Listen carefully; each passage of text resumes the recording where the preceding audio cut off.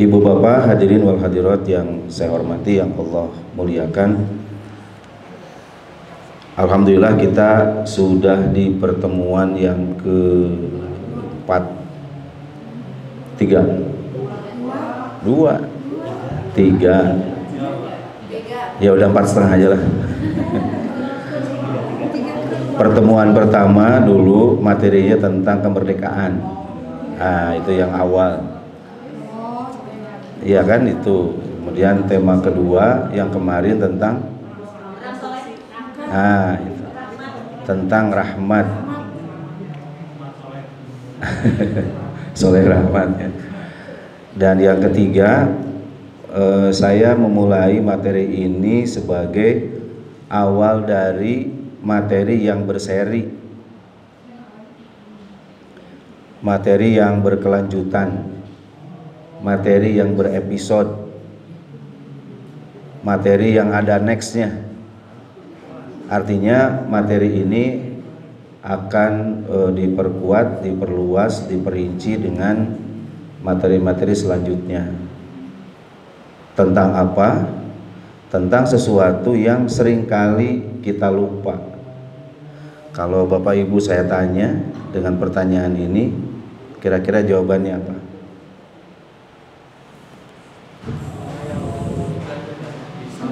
Coba. Dari bahasa Kan kita seorang muslim, tapi kalau ditanya Islam itu apa, pasti nggak bisa langsung jawab. Ngaharuleng pasti. Kecuali anak-anak Semandak. Itu dia. Kenapa saya terus-menerus melatih anak-anak untuk menghafal, mengingat Islam adalah salah satu latar belakangnya karena kalau ditanya anak atau siapa saja lah, termasuk kita mungkin, Islam itu apa, itu nyaris kita nggak bisa langsung memberikan jawaban yang tepat. Padahal Islam itu sudah menjadi bagian dari hidup kita. Raditu billahi robba wa bil islami dina. Jadi bagian dari hidup kita itu kan Allah dan Islam yang menjadi aturan hidup kita. Sebenarnya kita bisa membuat definisi sendiri, silakan saja. Asal definisi itu benar. Karena para ulama juga telah membuat definisi dengan sudut pandang berbeda-beda, bergantung pada yang akan dijelaskannya itu apa. Karena kalau kata para ahli bahasa, definisi itu harus melibatkan dua unsur sekaligus. Pertama, unsur al-jam'u, definisi itu harus menyeluruh. Bagian-bagian yang akan kita jelaskan itu tercakup semuanya. Yang kedua, definisi itu harus mencegah sesuatu yang tidak menjadi bagiannya, jangan diikut sertakan di situ. Misalnya kalau ditanya, apa itu kambing? Maka penuhi penuhi dua syarat tadi. Kalau ingin membuat definisi tentang kambing, penuhi dua syarat tadi. Pertama, menyeluruh, berarti binatang. Itu sudah sekaligus juga membatasi, berarti manusia itu nggak bisa masuk ke dalam kelompok kambing. Tapi kan binatang itu banyak, batasi lagi, berkaki 4. Kan tidak hanya kambing yang berkaki 4. Bikin lagi pembatasan, yang makan rumput. Terus begitu. Nah, itu baunya luar biasa bagi yang nggak suka. Itu contoh. Termasuk ketika kita ditanya apa itu Islam, sebetulnya kita bisa membuat definisi sendiri, asal memenuhi dua syarat tadi itu. Kalau misalnya kita membuat definisi Islam adalah agama yang dianut oleh sebagian besar masyarakat Indonesia, salah tidak? Salah tidak? Tidak. Karena memang faktanya dilihat berdasarkan agama di Indonesia gitu. Justru kalau kita buat definisi Islam adalah agama yang paling banyak dianut seluruh dunia, salah. Karena Islam itu di seluruh dunia tidak mendominasi. Yang mendominasi itu di luar Islam. Islam itu hanya 1,2 miliar 1,5 miliar. Selebihnya itu non-Islam. Itu contoh saja. Nah, oleh karena itu kita mencoba menelusuri ini yang nanti akan kita lanjutkan dengan seri-seri berikutnya atau episode berikutnya. Karena kalau kita membahas Islam itu secara keseluruhan tentu tidak akan cukup waktu, apalagi ngaji kita hanya 30 menit plus dengan ini itunya, tentu harus ada tambahan-tambahan materi selanjutnya. Kenapa saya ingin menjelaskan materi tentang Islam ini? Karena jangan-jangan kita malah semakin lama semakin tidak kenal dengan Islam itu. Ada sebuah hadis yang harus kita renungi. Kata Nabi, di akhir zaman itu Islam itu hanya tinggal namanya saja. Ma yabqa minal Islam illa ismuhu. Jadi suatu saat Islam itu hanya namanya saja. Nama kamu siapa? Eda Suendar. Agama kamu apa? Islam. Islam itu apa? Nggak tahu. Atau Islam itu sholat. Atau ikut-ikutan dengan orang-orang Zionis Yahudi. Apa itu Islam? Islam itu agama teroris. Bisa jadi begitu. Karena tidak mengenal Islam sebagai sesuatu yang penting dalam hidup kita. Tentu Bapak Ibu, saya menjelaskan ini sama sekali tidak hendak menghilangkan pemahaman Bapak Ibu di seputar materi parum fokusnya. Tidak merendahkan pemahaman Bapak Ibu seputar materi Islam, tidak. Ini sekedar penyegaran saja, refresh aja, bukan informasi yang istilahnya seperti ke siswa baru begitu ya. Makanya nanti silahkan kalau Bapak Ibu pun punya pendapat lain, punya pemahaman lain, silahkan untuk diungkapkan. Ini hanya merefresh saja. Bapak Ibu, untuk mendekati pemahaman tentang apa itu Islam, kita bisa merujuk pada dua pendekatan. Pertama, pendekatan bahasa. Ternyata inan apa jojo depan. Pendekatan bahasa ya. Jadi kalau kita ingin mengetahui suatu istilah, maka dekati dengan dua pendekatan. Pertama, pendekatan bahasa, meminjam istilah Ibu Nung, pendekatan etimologi, bukan eti sumiati tapi etimologi. Kalau bahasa Arabnya pendekatan lugawi, pendekatan kebahasaan. Dan pendekatan kebahasaan ini adalah start untuk memahami definisi berikutnya, yakni pendekatan istilah atau terminologi. Karena kadang ada kata yang antara makna bahasa dengan istilah itu nggak jauh, hampir nyaris itu juga sama. Tapi ada suatu kata, suatu istilah yang ketika berubah menjadi suatu definisi terminologi itu berubah. Jadi si kata itu sudah tidak lagi menggunakan kata berdasarkan definisi bahasanya, tapi menggunakan definisi istilah. Nah, definisi istilah ini dipengaruhi oleh banyak hal. Di dalam Islam, untuk mengetahui suatu istilah, maka rujukannya adalah dalil-dalil syariat, bukan rujukan yang lain. Kalau dalam terminologi di luar Islam mungkin merujuknya kepada kamus-kamus yang lain, merujuknya kepada kesepakatan, merujuk kepada ini itu. Dalam Islam itu suatu istilah itu tidak bisa dikembalikan kepada kesepakatan manusia atau kepada rujukan yang lain kecuali kepada dalil-dalil syariat. Kalau tidak dari Quran, dari hadis, atau dari ijtihad, atau dari pendapat para ulama. Seperti misalnya kalau kita buat definisi apa itu sholat, kita sudah tidak bisa lagi menggunakan makna sholat berdasarkan bahasa yang artinya doa. Karena kalau orang sedang berdoa, kita nggak menyebut orang sedang sholat kan? Meskipun secara bahasa sholat itu maknanya doa. Jadi sholat itu doa. Orang sedang berdoa itu secara bahasa sedang sholat. Secara bahasa, tapi karena ada makna lain secara istilah, maka kita tidak boleh menyebut orang yang sedang berdoa itu sedang sholat. Kenapa? Karena ada makna istilah yang sudah berubah maknanya. Ya kalau burunya lagi gini, burunya lagi sholat. Enggak, itu lagi berdoa mau makan aja, itu mah doa. Meskipun secara bahasa betul itu doa. Sholat itu doa. Jadi kalau sholat itu apa? Ya harus merujuk kepada definisi syariat. Apa itu? Ibadah yang dimulai dari takbir, diakhiri dengan salam, dengan niat-niat tertentu. Itu namanya sholat. Ya, kalau ada orang melaksanakan suatu ibadah tapi bukan takbir dan salam, ibadah juga, tapi bukan sholat. Nah demikian juga dengan pendekatan kita memahami Islam. Supaya lebih jelas lagi, karena waktu terbatas, kita lanjut ke slide berikutnya. Secara bahasa, secara lughawi, Islam itu dari kata salima. Akar katanya salima, dari 3 huruf. Dari kata salima itulah kemudian dibentuk kata aslama, dibentuk kata kerja aslama. Aslama itu menyelamatkan, mendamaikan, atau menyerahkan diri, juga termasuk aslama. Kata kerja madinya, kata kerja lampaunya itu aslama. Kata kerja mudhari'nya, kata kerja kininya yuslimu. Kata kerja kata masdarnya, isi masdarnya islaman. Jadi islaman itu kata benda yang diambil dari kata aslama, yakni terpelihara dari keadaan, kemudian selamat sentosa, atau juga berarti menyerahkan diri, tunduk, patuh, taat, dan sebagainya. Itulah kata Islam. Dari kata itu pula muncul kata lain, yakni muslim. Muslim itu adalah orangnya atau pelakunya.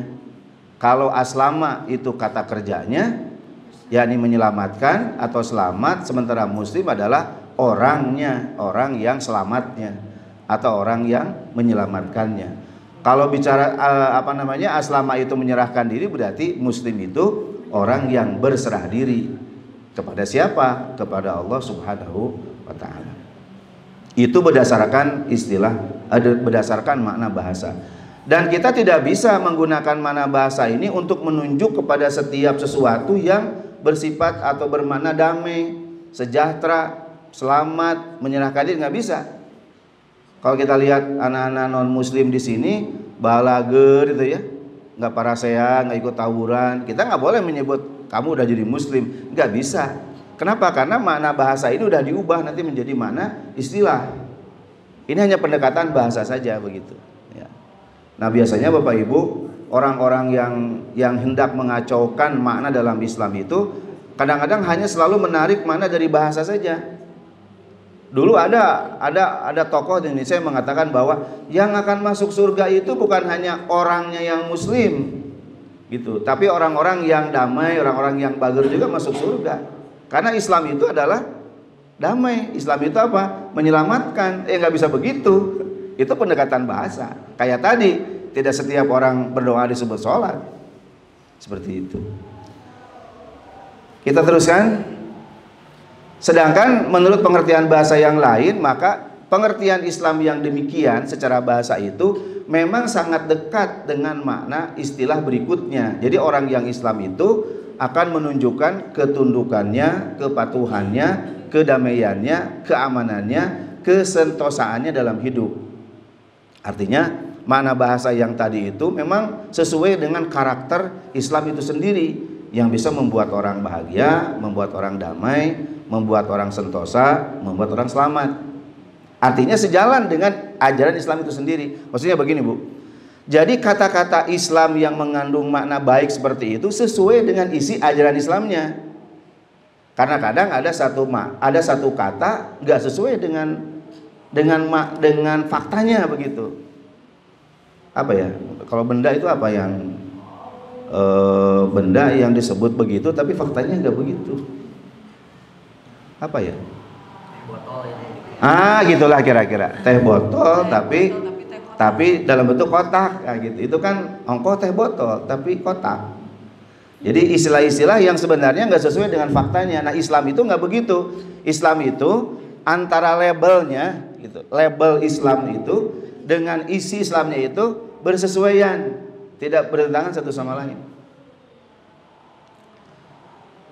Artinya sesuai dengan isi ajaran Islam itu sendiri. Bahkan Islam yang disebutkan tadi itu sesuai dengan misi para nabi, dari mulai Nabi Adam sampai Nabi Muhammad, semua mendapatkan prinsip-prinsip ajaran Islam. Jadi kalau misalnya Nabi Adam, apa prinsip ajarannya sama dengan prinsip ajaran Islam yang disampaikan kepada Nabi Muhammad SAW. Kenapa? Karena misi Islam itu atau misi ajaran Islam itu oleh Allah diberikan sejak Nabi Adam sampai nanti akhir zaman.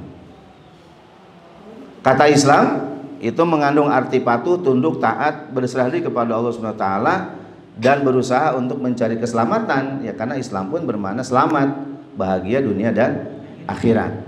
Oleh karena itu orang-orang yang muslim harusnya mensifati diri dengan sifat-sifat keislaman yang baik itu secara bahasa.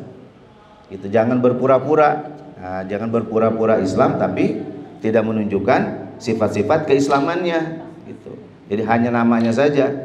Nyaris mungkin sama dengan nama kita, nama orang itu kadang-kadang kan kita menyebut atau memberi nama seseorang, orang tua itu kan berharap kelakuannya sama dengan namanya gitu.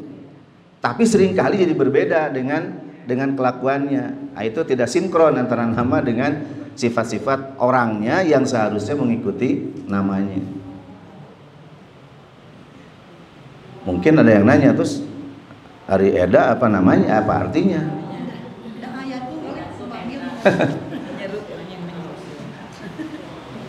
Rahasia bapak saya. Sampai sekarang pun saya juga nggak ngerti itu artinya apa. Saya tanya ke bapak Ari Eda non artinya. Terus bapak saya ngomong gini, inget itu. Maneh disakolahkeun ku bapak di SD, SMP, SMA, bahkan enak keur kuliah teh jang neangan arti ngaran maneh naon. Itu diplomasinya bapak saya begitu. Di lamun maneh hayang nyaon ngaranna disakolahkeun ku bapak tah. Cok teangan sorangan. Hah? Udah kejawab ternyata. Udahlah jadi ngomong saya tinggal. Ini contoh aja. Iya begitu, harus begitu. Enggak, maksud saya kadang ada sesuatu yang seharusnya antara nama dengan sifatnya teh sinkron gitu ya.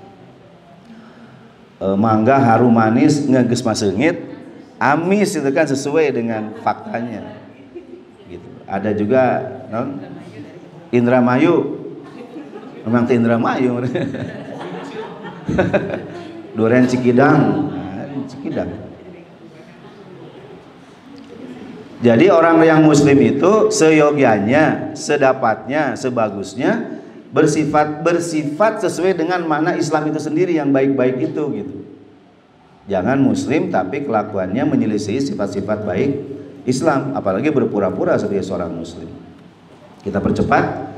Sedangkan menurut istilah, menurut definisi yang dikaitkan dengan terminologi peristilahan, ini yang akan dikaitkan dengan beberapa rujukan syariat, maka Islam itu adalah nama, tuh ya. Islam itu nama dari sebuah agama yang isi ajarannya diwahyukan oleh Allah kepada para nabi dan rasul. Nah, kalau nanti ditanya apa itu Islam? Islam itu ya nama agama yang Allah turunkan para nabi. Udah benar itu. Boleh. Apa-apa. Yang paling singkat begitu. Boleh. Atau kita merujuk kepada pendapat para pakar misalkan ya, Syekh Muhammad Saltut menyebutkan bahwa agama Allah yang diperintahkan untuk mengajarkan pokok-pokok dan peraturan-peraturan kepada Muhammad SAW dan menugaskan untuk menyampaikan agama itu kepada seluruh manusia lalu mengajak mereka untuk memeluknya. Barangkali Syekh Muhammad Saltut melihat Islam itu dilihat dari sisi misinya gitu ya, bahwa Islam itu harus disebarkan. Oleh siapa? Oleh para nabi, oleh para rasul. Jadi kalau kita mau buat definisi, boleh kita sebutkan Islam adalah agama yang datang dari Allah. Itu udah betul. Dilihat berdasarkan sumbernya. Kenapa? Karena ada agama yang dibuat oleh manusia. Jadi kalau kita menyebut apa itu Islam? Islam adalah agama dari Allah. Betul. Artinya Islam itu bukan buatan manusia. Karena dulu saat Nabi Muhammad pertama dakwah di Mekah itu ada yang nuding Muhammad itu membawa Islam itu bukan dari Allah, itu bohong. Muhammad itu niru dari pendeta Nasrani gitu. Ada yang menuduh begitu. Sehingga kita harus menegaskan bahwa Islam itu datang dari Allah Subhanahu wa taala, diwahyukan oleh Allah kepada Nabi Muhammad SAW. Berarti sumber Islam itu Allah, bukan pikiran manusia. Kita teruskan. Sementara isi dari ajaran Islam itu, kita percepat dikit, bahwa Islam itu mencakup seluruh apa yang dibutuhkan oleh manusia. Karena kalau bicara agama itu kan bicara penjelasan, bicara penerangan, bicara keterangan tentang hidup. Itu pasti kita dapatkan dari agama. Ada 3 hal yang biasanya dicari orang, Bapak Ibu, dalam kaitan dengan agama. 1, orang selalu mencari atas sebuah pertanyaan, dia itu dari mana asalnya. Itu pasti jawabannya terhadap agama. Kalau ada orang bertanya, dari mana kita berasal kehidupan ini? Pasti agama bisa menjelaskan. Bergantung agamanya apa. Kalau Islam dijelaskan bahwa bisa kita datang dari Allah Subhanahu wa taala semua. Terus hidup ini untuk apa sekarang? Itu juga penjelasan agama tuh. Untuk apa kita hidup? Kan kalau yang lain nggak bisa menjelaskan. Kalau orang hanya menggunakan akal, paling penjelasannya hidup itu untuk makan. Terus makan untuk apa? Ya makan untuk hidup. Hidup untuk apa? Hidup untuk makan. Ayatnya begitu. Jadi makan hidup ya untuk hidup, untuk makan. Karena penjelasannya penjelasan tentang makan. Apa itu hidup? Hidup itu untuk bersenang-senang. Yang dicari kesenangan. Sementara agama, terutama Islam, menjelaskan bahwa hidup itu untuk beribadah kepada Allah Subhanahu wa taala. Yang ketiga, setelah mati kita mau kemana? Itu pasti jawaban agama tuh. Di luar agama nggak bisa menjelaskan. Setelah mati kita mau kemana? Nah itu pasti penjelasan agama tuh. Jadi agama itu mencakup dari mana kita berasal, untuk apa kita hidup, dan setelah hidup kita mau kemana. Itu domain agama yang bisa menjelaskan. Filsafat saja itu sampai Pak Baliut mereka menjelaskan dari mana, untuk apa, mau kemana.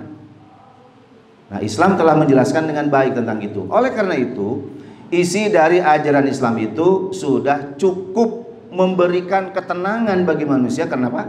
Karena 3 pertanyaan mendasar tadi itu dengan amat sangat jelas dijelaskan oleh Islam. Misalnya, dari mana kita berasal? Kita berasal dari Allah. Mana buktinya? Kalau Bapak Ibu mendengar berita kematian, apa doanya kita? Kalimatnya apa? Inna lillahi. Inna lillahi. Sesungguhnya kami ini dari Allah. Itu kan jawaban tegas itu. Inna lillahi. Wa inna ilaihi rojiun. Malah ayat tadi sekaligus menuju pertanyaan ketiga tuh. Mau kemana setelah kita mati? Mau menuju Allah. Di mana? Di akhirat. Dan pertanyaan kedua, untuk apa kita hidup? Sudah jelas, untuk beribadah kepada Allah Subhanahu wa taala. Wa ma khalaqtul jinna wal insa illa liya'budun. Tos Arafah dari surat naon tah? Hanya bumi yang tahu. Karena bumi yang beragama. Tapi yang lain pun tahu insyaallah.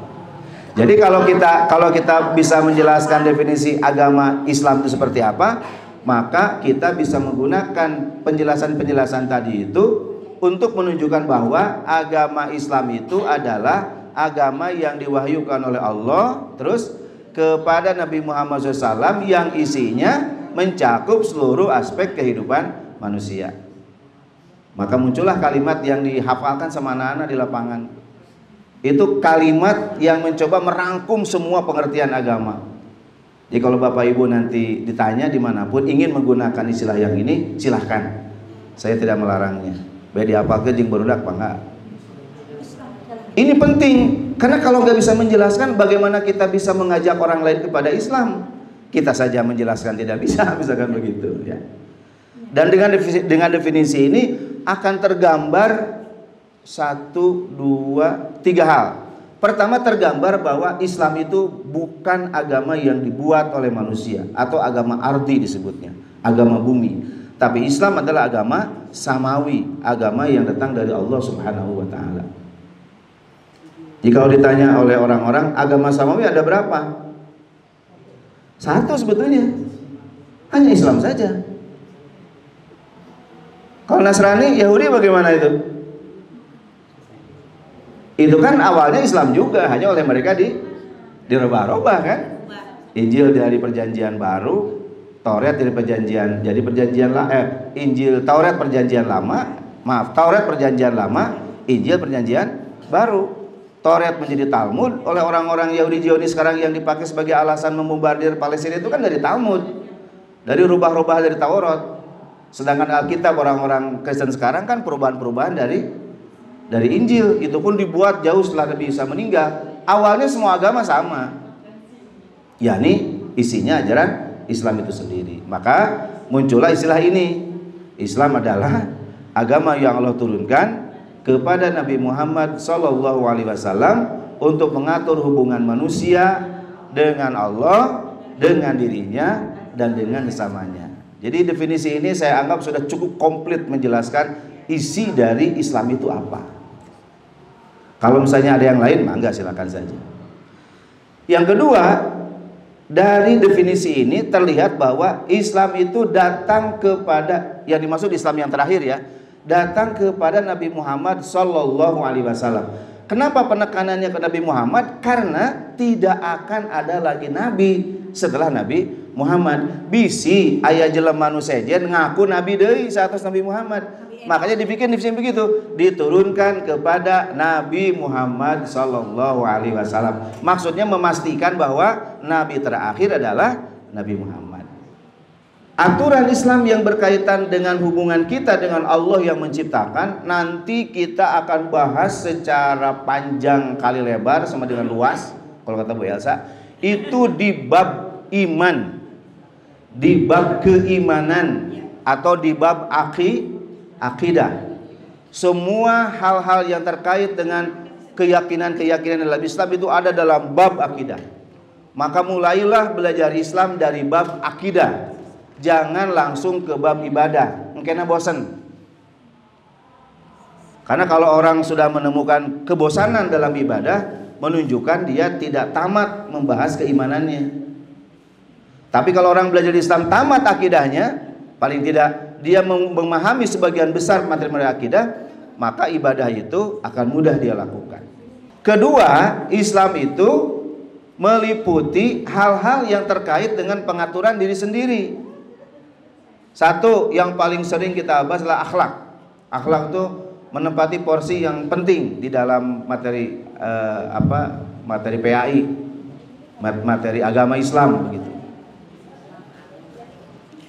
Padahal selain dari bab akhlak, di dalam pengaturan diri sendiri itu juga ada mencakup bab makanan atau bab mat'umat. Mat'umat itu bab makanan.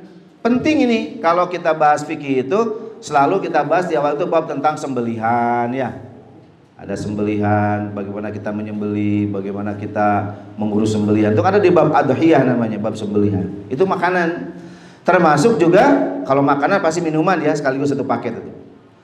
Terus juga termasuk juga masalah pakaian. Ini pun termasuk pengaturan Islam untuk diri kita sendiri. Dan yang ketiga, Islam itu berisi peraturan yang berkaitan dengan hubungan sesama manusia.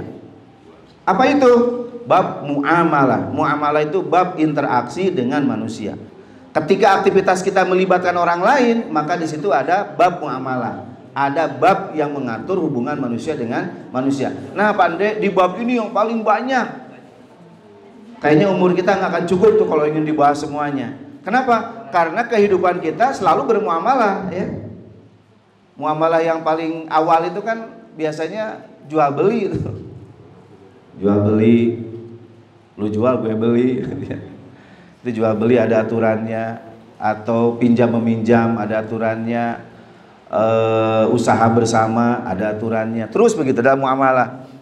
Atau dalam bab pernikahan, misalkan pernikahan kan melibatkan orang lain, laki-laki dan perempuan. Bisa menikah sendiri?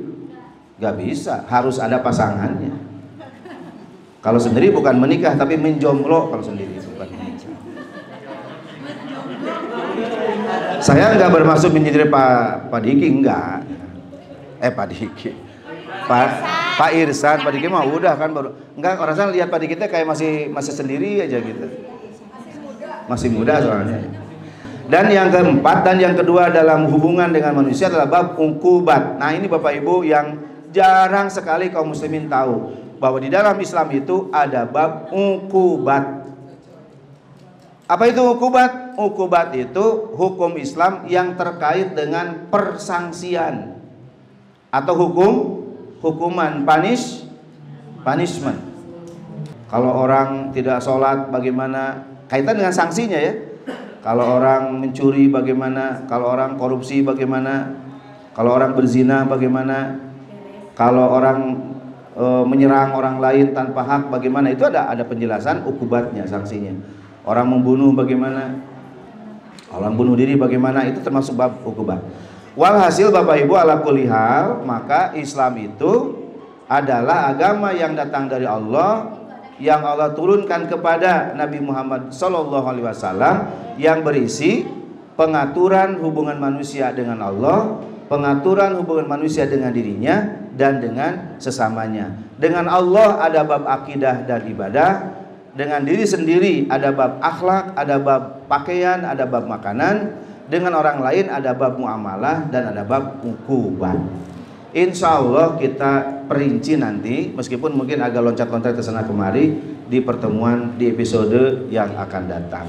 Demikian, terima kasih, mudah-mudahan bermanfaat. Jika ada keliru salah, saya beristighfar kepada Allah Subhanahu wa taala.